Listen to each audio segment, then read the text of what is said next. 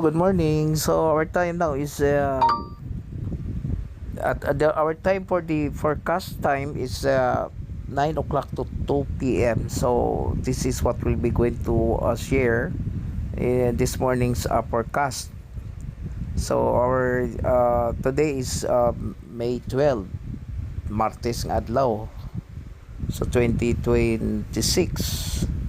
So I now share with you the forecast time this morning from 9 to 2 p.m.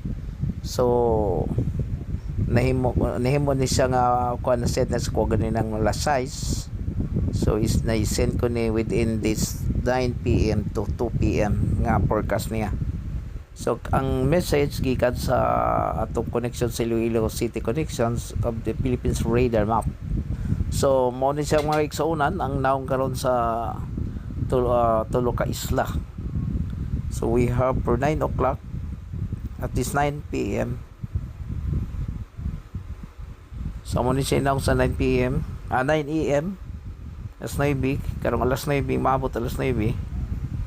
So Bohol okay kay no problem. Cebu adunay problema ni gamay nga panganod connect dapit sa Bunbon bukid sa kuno Mandawi. So wala si problema kay di man nakaulan. So we have Negros okay kayo, clear ang weather pagka alas 10. So sa Bohol adunay pagdagom dinapit sa Kandihay Ubay. So di pa kay nakaulan.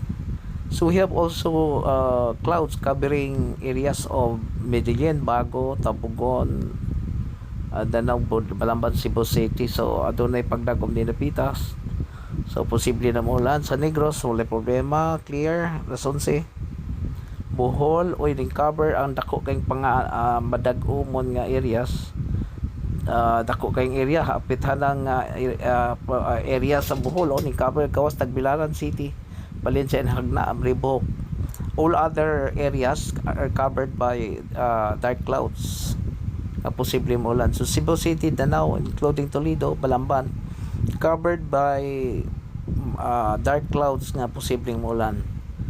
There is Negros way problema. Alas 12 rong udto. Dako na kayo ang clouds nga ni-cover sa all areas of Bohol. So except on the city of Tagbilaran, pero all other areas covered ni sa dako kay panganon nga posible ang bulan around alas 12. So Cebu including areas of Danao adunay